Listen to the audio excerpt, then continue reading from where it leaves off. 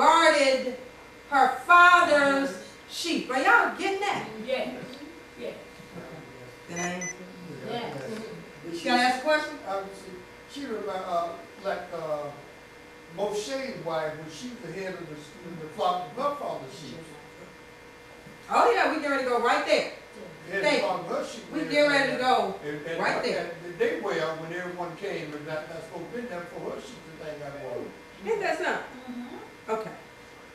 I'm going to read this again. I'm going to read it from the Targum. It says, when they were speaking with him, Rachel came with her father's sheep, for she was a shepherd at that time, because there had been a plague from Ahiah among the sheep of Laban.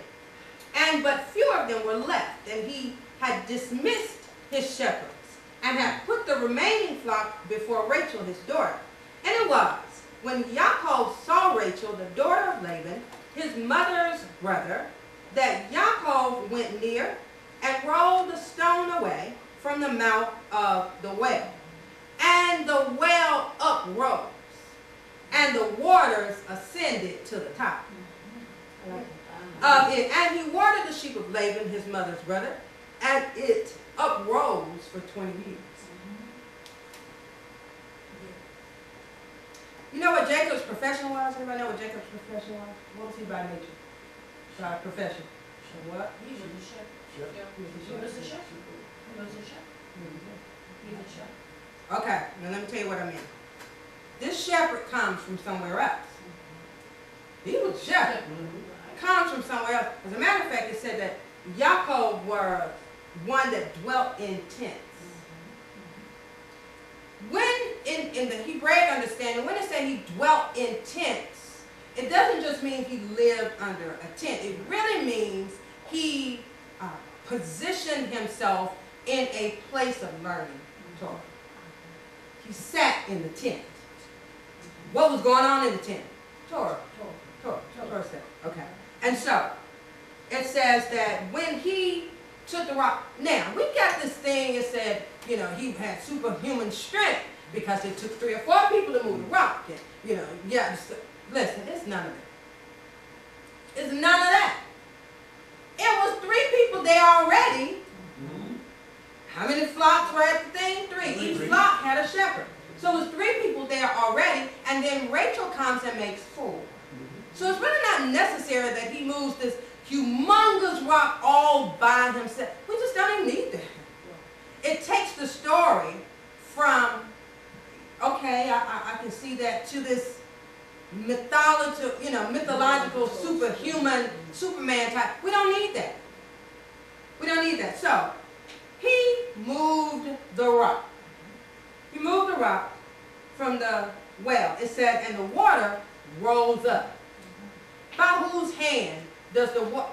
Ahiah is our fountain of living water. There's a scripture, and it's in, I think it's in Jeremiah. If you're on Esau, you can look it up for me.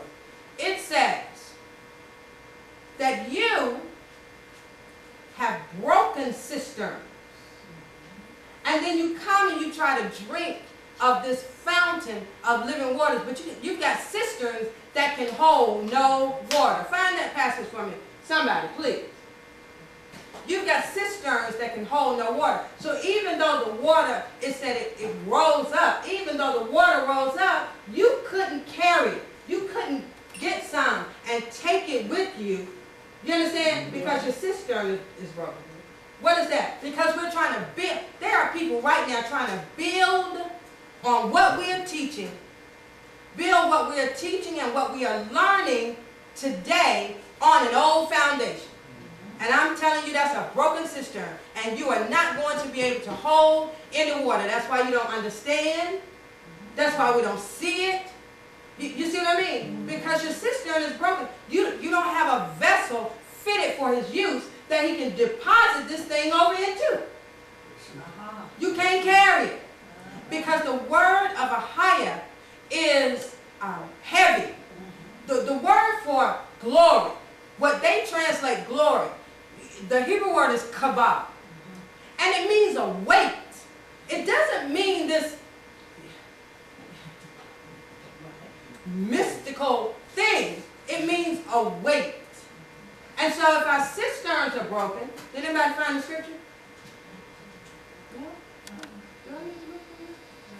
Brother Boyd, type it in Esau, look up cistern. Tell me what it says.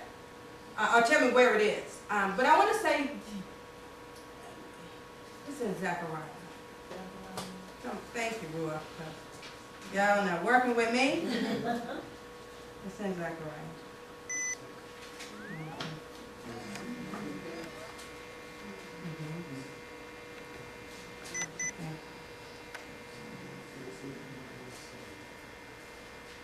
I'm waiting on Brother Boyd.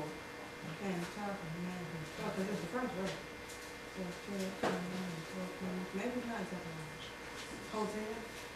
Let's try it. I want that scripture now. I'm going to look it up. I'm going to look it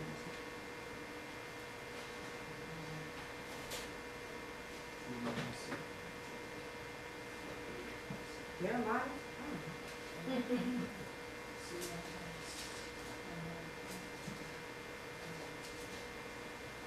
Jeremiah 2:13. Yeah. Okay. Jeremiah 2:13.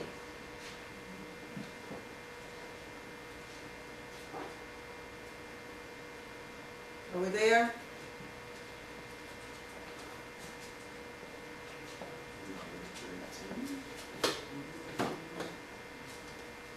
We're there?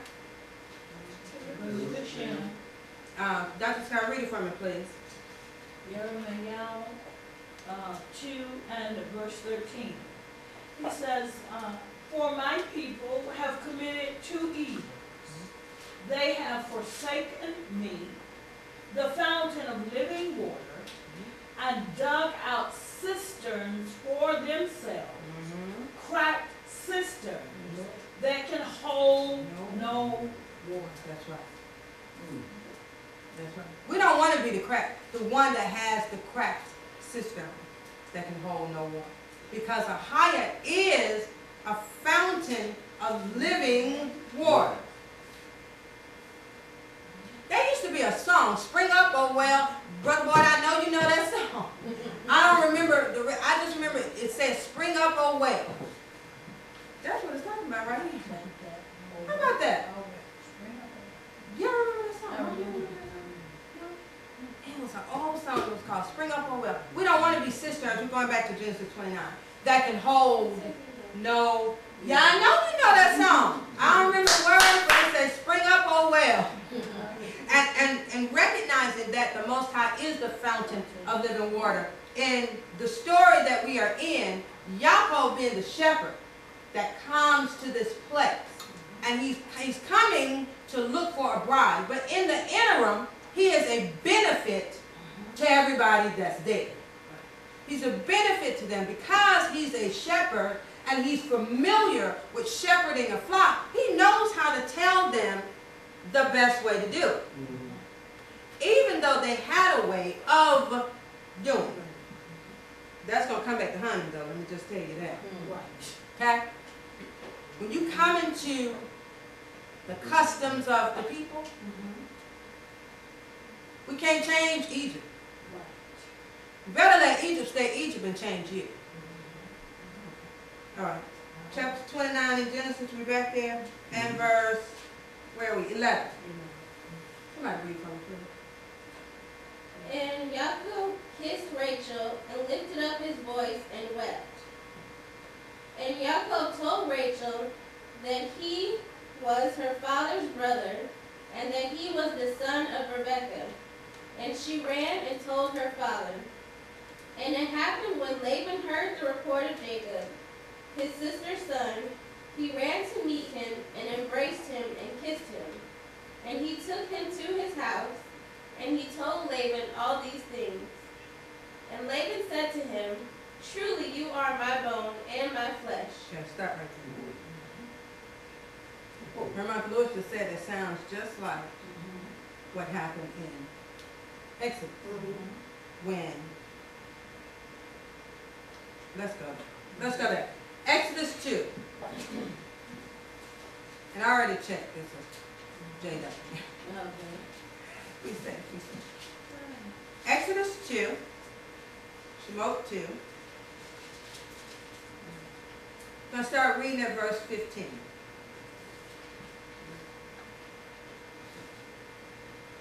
And Pharaoh heard this word, and he sought to kill Moses. And Moshe fled from before Pharaoh, and lived in the land of Midian. And he sat down by the well. Stop. Lived in the land of who? Midian. And who were the Midianites? His descendants, Abraham. Descendants of Abraham. We don't want to forget that. Okay.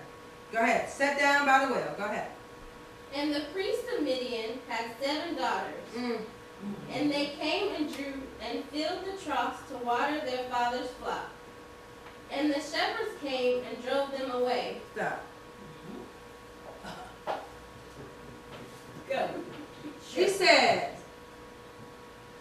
Moshe, first of all, went to Midian, home of the Midianites. Jethro was a priest, some places says prince, of Midian. He ruled the Cushites and the Ethiopians. That's who we're talking about in that little area. Okay. And he had 7 daughters. All 7 of these daughters were shepherds. Why? Because they could be. Again, right? All 7 of these daughters. All right. And it says, when they came, that the other shepherds that were there, same as this other story. Now, look at the parallel. The other shepherds in Bereshit are waiting on the shepherd to get here with her flock so that all the flock can be watered together. These heathens over here are driving. Now, they're not driving the shepherds away. They're driving the sheep away. They're driving the sheep away. You say, yes, we know the song in my soul. Okay. Okay. I got to remember to look around. Y'all tell me what song. Okay. Okay, so, yeah, they're not driving away the shepherds. They're driving away the sheep. Ooh, okay, we're going to hold our finger right. Let me let you just read the rest. Read down through verse 19, Chelsea, please. 16. And the priest of Midian had 7 daughters. And they came and drew and filled the troughs to water their father's flocks. And the shepherds came and drove them away. And Moshe rose up and saved them and watered their flocks. And they came to their father, Reuel, and he said, why have you hurried to come today? And he said, an Egyptian man rescued us from the hand of the shepherds, and he also drew for us and watered the flock. Okay. I thought Moshe was an Egyptian. Because the Egyptians and the Israelites okay. The shepherds were driving away the sheep. Remember I said earlier, they take the water, they put it in the troughs, and then the sheep come in and drink. And so the shepherds were driving away the sheep. We're going to hold in Exodus and go over to Jeremiah 23. Somebody had to know we were going in. There's something about the sheep of the Most High. And I don't know if you know it or not, but the Most High will protect his sheep even from the wicked shepherd.